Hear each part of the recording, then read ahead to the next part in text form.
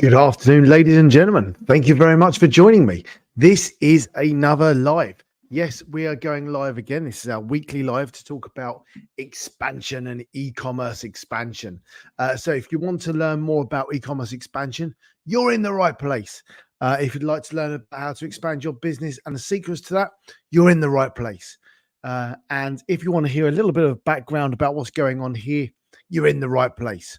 So thank you very much for joining me. And today we're going to be talking about 3 steps for a successful e-commerce expansion. And I can't wait to share this with you and help you to double your business. So without much of ado, let's crack on and get moving, shall we? So what is on today's agenda? Well, I'm going to give you a little introduction in a moment. I'm going to talk about what and where the opportunities are for any expansion in the e-commerce world, where the biggest wins, where the biggest losses, where do you want to go to, where would make most sense, where would make least sense. Then I'll give you the three steps to an expansion, what you need to consider, where for wherever you are in the world and wherever you're expanding to, because I think it's really important for you to understand that this is where you might be and this is where you might get to, but what are the options and where are they all depend on what you're doing. But also it's going to be really focused on where you live and where you want to expand to. So these 3 steps can be utilized for wherever you want to expand to. And I'm going to give you those today. And then I'm going to give you a couple of options at the end. So my name's Andy Hooper. I'm the Chief Executive CEO at Global E-commerce Experts and Expandly, where we successfully expand e-commerce brands into Europe. I'm also an investor at GE Capital, where we acquire e-commerce service providers to grow our portfolio of businesses larger in order for us to achieve our vision to globally expand brands. I first got involved in e-commerce 15, 20 years ago when I first started silicone watches on Amazon and flipping things on eBay. Like many of you, my first foray probably would have been into e-commerce, would have been selling stuff that I was used at home on eBay. And then I slowly developed and learned more and more and more. And that's where I started selling the watches. And then I started doing arbitrage basically and selling things on Amazon. So I was a seller for many, many years, and I had that as a side hustle, which then eventually led me to what I do today, where we've successfully expanded over 2,500 sellers, just like you, brands that are based typically in the States that want to expand their brand into the European region. So that's what I do. That's where I've been. I've been leading the team here for many years now. We've got warehouses in the UK and Europe, and we're successfully expanding brands. All right, that's enough about me because you haven't come here to listen about me. So expanding, why does expanding make sense? And I think that for many of you listening, what does that look like? Well, the first thing is it requires no new products. If you're thinking about what you need to do and where you need to go, you don't need any products. And actually, off the back of that, if you're overstocked, it's a really great time to expand because you're overstocked with products. Why not sell those in a new region at full price rather than reducing the price of those in the region you're selling? It increases the sales per SKU, and we'll come on to what it looks like in a minute. And one of those will be bulk purchasing power. So, if you're ordering 1,000 units for your current market, if you could double that to 2,000 units and send 1,000 to a new market, actually, what are the additional buying powers you'll get with that, and what you'll be able to do to reduce the cost of that? I think something that we've all looked at and considered within the e-com world is how do we diversify risk? How do we make sure we don't get slapped by one of the platforms or one of the marketing platforms or one of whatever that looks like? Because what you need to think about is how do I diversify and risk for my products? How do I sell them in multiple regions? How do I sell them on multiple marketplaces? And how do I make that work much, much better for me to make sure I've got that risk diluted? Obviously, it helps with the logistics. We'll come on to that. Some regions have tax benefits that's well worth considering. And obviously the greater negotiation power, both for influencers and things like that as well, which means you can help get greater rates for different things. Let's take shipping as a great example. If you're shipping more products, you'll be able to get better rates. And it's about how you do those things. So expanding makes a lot of lots of sense for lots of people. I think one of the things we've not really put down here, which I think is crucial, is about protecting your brand. If you don't expand your brand, your products, somebody else will. And that really, for me, is the ultimate number one thing you're trying to solve or stop, is making sure someone else doesn't run away with your brand or essentially your business in another region. All right. So what do those global markets look like for e-commerce? So these are the top 10, but there's some caveats in here. So the Chinese market is by far the biggest e-commerce market. But when you put into consideration Alibaba into that, and I say that by Alibaba because you may well have bought products from there in the past. That market is being bought by all the people below. So there's no surprise that the Chinese market is absolutely huge in comparison. So then we've got to dilute the others out and understand what that looks like. The States is the biggest market without any shadow of a doubt. And it's a great market for most sellers to be in. And for a lot of our clients, that's where they start. So if that's where you're starting, where do you expand to next? Now, let's just run through the next ones. Japan, Germany, the UK, South Korea, India, France, Indonesia, and Canada. Well, there are some common sense ones there. I think the common sense ones are always the ones that speak the native language, that give you the native tongue, that's the easiest to expand into. There are some that are easier to expand to because of compliance, and I mean product compliance, not business compliance, and we'll come on to those in a minute. So when you start looking at what does that look like, Canada, the UK, they make sense. But if you're going to go to the UK, you might as well do Germany and France as well. I mean, they just make sense. If you put Japan, India, and Indonesia into a group, India is a massive market and is actually going to be ginormous at some point. It's not there yet. And the competitiveness and the rates that you can charge will not be the rates that you'd like to charge. So you do need to consider additional factors with some of these markets when you're looking at. So a lot of the sellers we work with, they tend to do the US first, then do Europe, and then do Canada somewhere in between. The product compliance in Canada is worse than most of Europe for some products. So it's well worth considering. And most people leave the likes of Japan, India, and Indonesia till slightly later for various different reasons.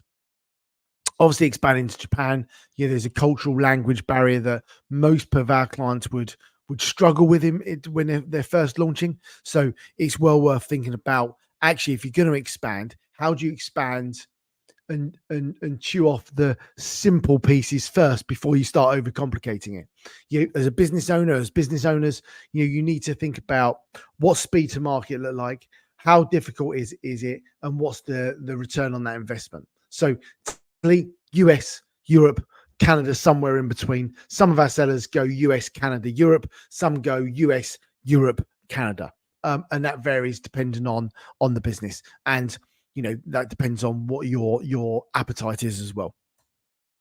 All right, let's just talk about the two different markets. I've talked about two there. North American market, 580 odd million people. It's 23 countries, which always staggers me. Obviously, you've got the United States, you've got Canada, you've got Mexico, and then you've got a whole host of islands. And that's absolutely a vast number of people. For most of our clients that we work with, the US market is 360 million people. So that gives you some form of idea of what that looks like.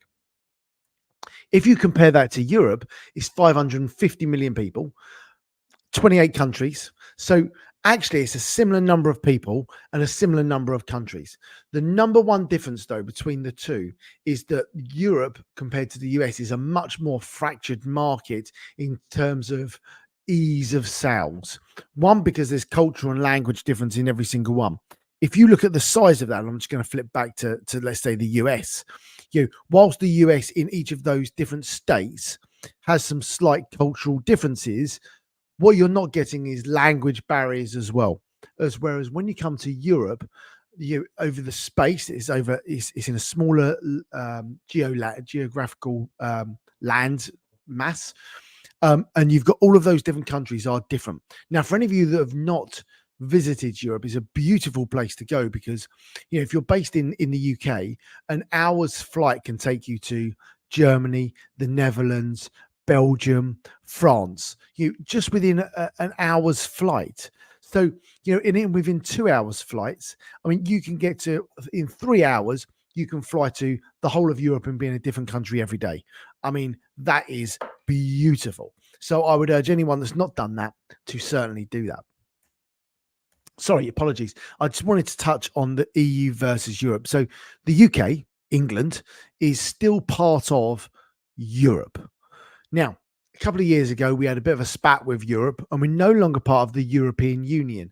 The European Union is basically the free movement of goods and the customs borders, which enables the movement of trade and goods and people backwards and forwards across the border throughout Europe to make life easy for everyone. We decided as a nation that that wasn't such a great idea and that we should have our own rules and our own policies and our own whatever else. You can agree or disagree with that. I don't mind, whatever that looks like. But that does make it slightly more complicated. But I just wanted to iterate that we are part of Europe, not the Union. All right. So why sellers do expand? And probably some of the reasons I touched on earlier. Market growth. You need to grow the market. You need to diversify. You need to gain new customers. You want to get a competitive advantage against your competitors, and you want to make sure they don't launch the product before you. The technology and infrastructure now is pretty good to make that work, and the economies of scale really, really help. One of my favorites is this seasonal variability, where actually when you start talking about seasons, what does that actually look like? Because if you've got seasonal products that in the northern hemisphere, in the States, in Europe, you can sell your product April to October, let's say. Actually, if you was in the southern hemisphere, you'd be able to sell that September through till April. So all of a sudden, you've got a product that you could only sell 6 months of the year. You can now sell 12 months. So that gives you massive opportunity. There's a whole load of additional benefits. Brand recognition, strategic partnerships, regulatory partnerships. But the main reason a lot of people expand is because if they don't, someone else will with their brand. All right, so let's touch on why people don't expand. I mean, the elephant in the room, the reason people don't expand is because everyone finds it too difficult. People think that it's really tough and difficult to do. And I would say the answer to that is you haven't now found the right partner to support you to enable that to happen. So you've got some resource constraints. That could be people, it could be cash, it could be time. Depending on where you are in your journey as a business will depend on what that really looks like. Obviously, you've got the cultural and language barriers that you need to consider. You've got the logistic challenges. How am I going to do returns? How am I going to get products into Amazon? How am I going to get products direct to the consumer? Whatever that looks like. And the big one that everyone gets caught up on, but isn't the one they should get caught up on, is the regulatory compliance and the business compliance. I'm going to come on to that in a minute, because that's the one when people say, oh, I can't expand because my business compliance, product compliance, and all this sort of stuff. That's the one everyone thinks that they should focus on. The reality is that's not the one people should focus on. That actually is relatively straightforward. There are things around customs that are much more complicated that they need to consider when getting their products into the region.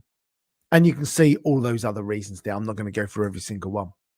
So we've worked with over 2,500 sellers at Global E-commerce Experts. And having worked with that number of sellers, what we learned was that in order for people to successfully expand, there's a straightforward process and pathway that people need to go through.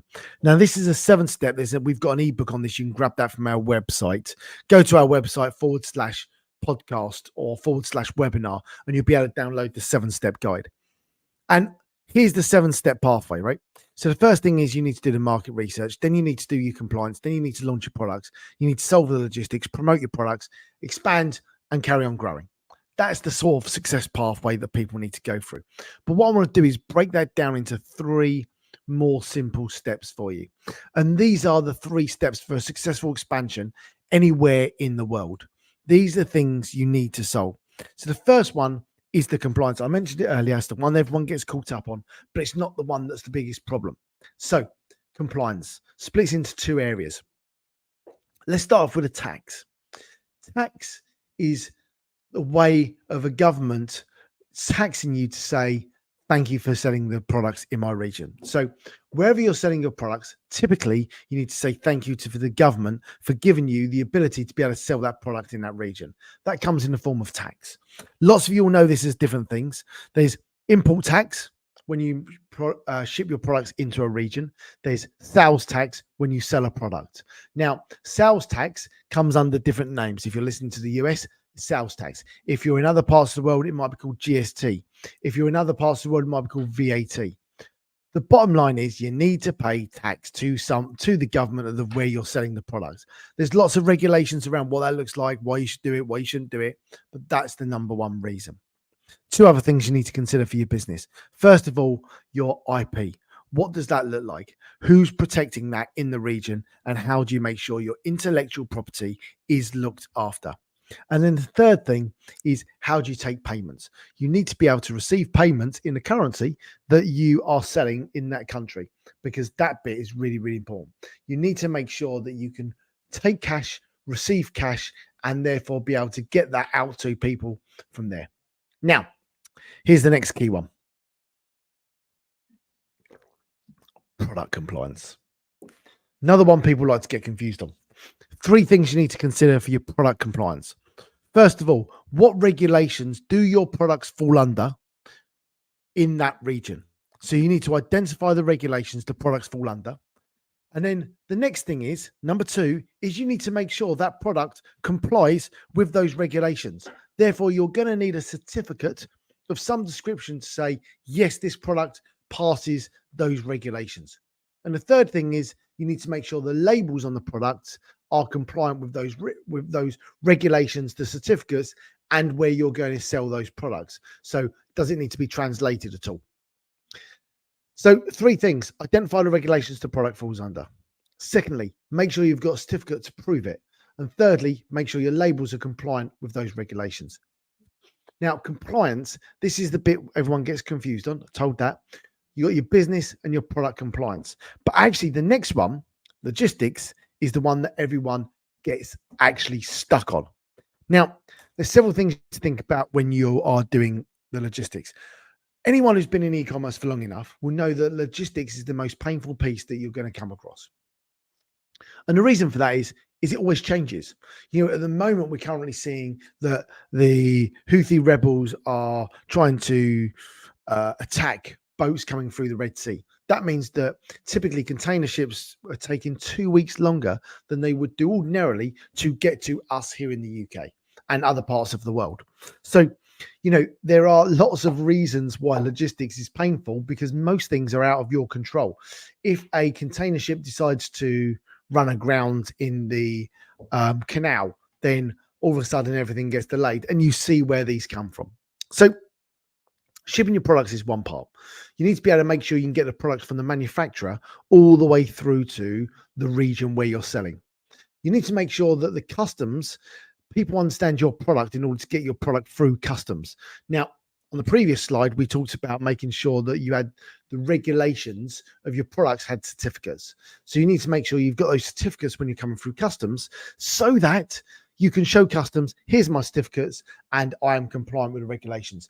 Therefore, you need to work with a custom agent that understands e-commerce, that understands product compliance, and can make sure your products are compliant. If you're shipping for the first time into a region, my normal suggestion is to send a couple of smaller shipments before you send a large shipment. What you don't want to do is the region to not know who you are and decide to hold on to your container because you're new to the region and they want to check and make sure everything's okay. So a couple of air shipments is a great way of solving that first. Get some shipments coming through, because if when your goods come into customs, they hold back a carton of goods, okay, yes, it's going to cost you more money than you would have liked. But what it's not going to do is cost you as much as a container being held for a week or 2 weeks. So something you need to consider. So then you got the fulfillment. You're obviously going to need to store products in the region, whether that's being so you can send it into B2B, into Amazon FBA, onto distributors, or whether you can fulfill Amazon Seller Fulfill Prime or fulfilled by merchant and direct to the consumer. So all of those things you need to consider, and you need to make sure you've got a provider that can support you in that area. And then lastly, you need to be able to get returns back to you without costing a bomb and making sure they're coming back to a local area.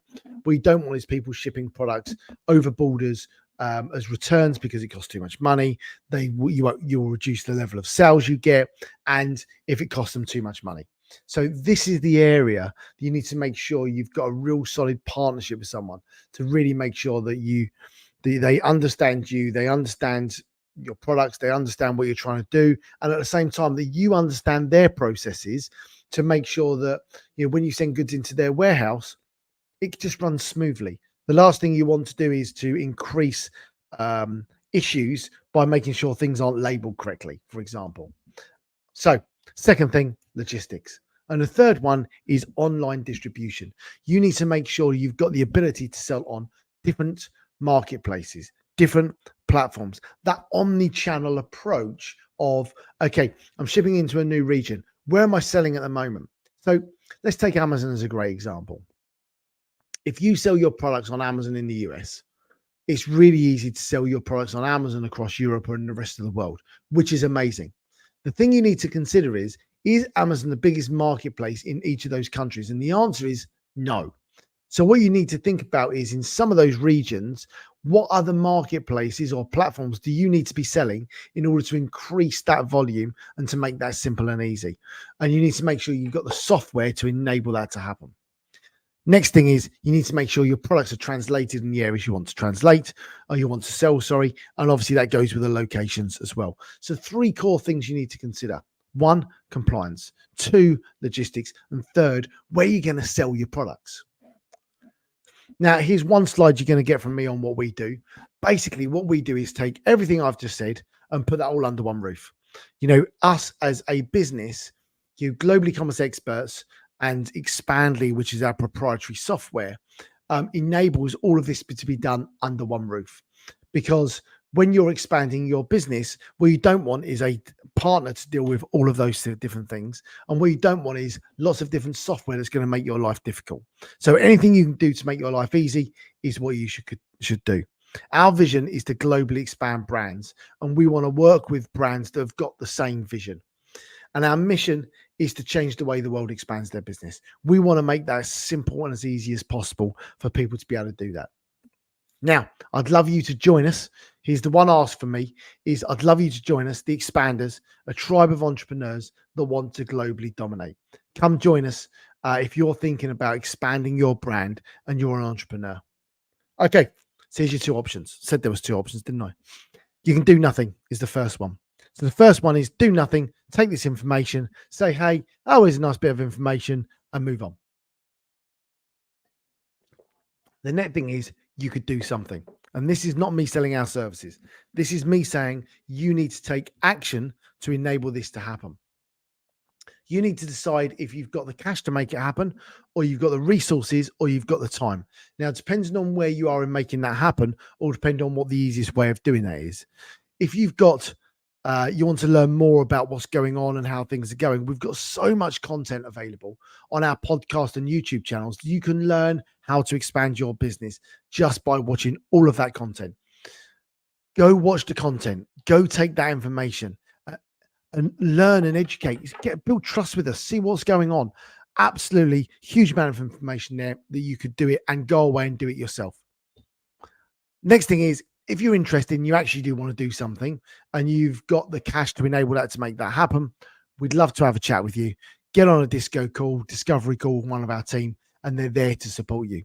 They can ask any questions. It could be helping you set up for now or in the future. We have a waiting list for most of our launches, so you need to consider what that looks like and how we can feed you in, but we'd love to support you if and when. If you want to get in touch, here's my QR code. Scan this. Get me on LinkedIn and I can get you in touch with one of the team. Thank you for attending. My name's Andy. This was Global Expansion webinar and live, and thank you for your time. Thank you. I can't end it now. I don't even know where my mouse is. There we go. Have a great day, everyone.